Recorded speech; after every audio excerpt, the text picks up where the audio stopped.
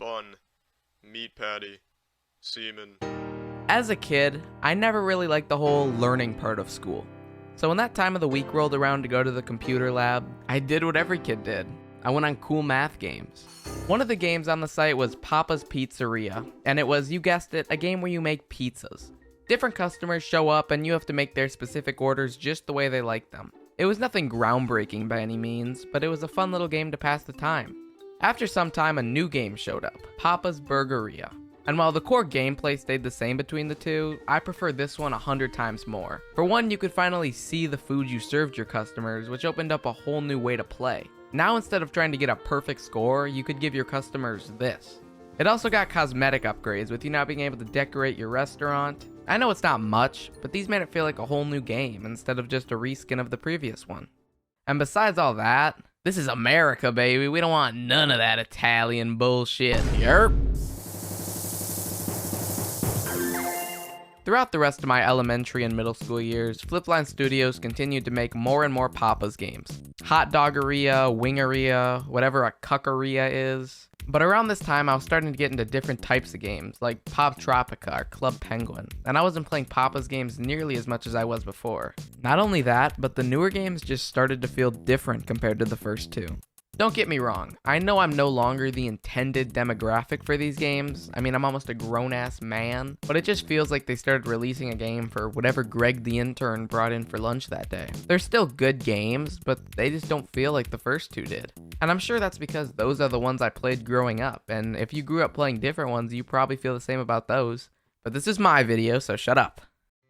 Since it's May and I'm already going to be done with high school in a couple weeks, I figured now is as good a time as any to make a video dedicated to the game that helped kill some of that boredom for all those years. And now we're here, and this is how I rank these games. The original, the necessary upgrade, and the fuck it, whatever. And I still think despite all these entries, Papa's Burgeria is still the best. Yeah, I know, it's a 15-year-old Flash game, they're all the same, who gives a shit. But I just have so many good memories with this game. I guess there's a couple reasons why I think all these games that are so similar are in completely different leagues, and I guess I'll try and explain why. First off and most obvious, the nostalgia of this game. I think it's pretty safe to say if you've been in school in the last 10 years, you've probably had some sort of experience with this game. I'm not saying it had to be your favorite game, but something about this one just brings me back to playing in the school computer lab on those shitty Dell PCs that took 10 minutes to load up. Prior to Flash shutting down, this game was incredibly easy to access. It was a free game on coolmathgames that could run on pretty much any computer. And if you didn't have a computer, there were mobile alternatives for each game. Now with Flash shutting down, you have to use an emulator. And it's a lot of work for about 5 minutes of reward until you inevitably get bored and go do something else. What made them special was that you played them in school, so compared to that book you were supposed to read, this was the obvious choice.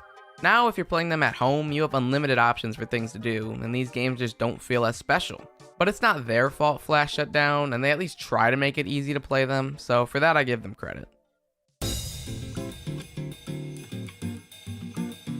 I know I said that this game is kind of too simple for today's standards, but it's also a plus for it. Playing this game in school, you didn't want some boring ass story to pay attention to, you just wanted something quick and fun.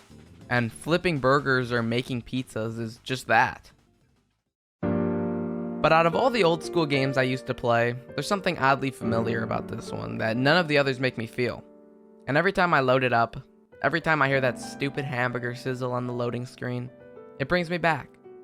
Even just for a moment, to being back in that school computer lab. The only thing I was worried about was if my mom was gonna make Kraft macaroni for dinner.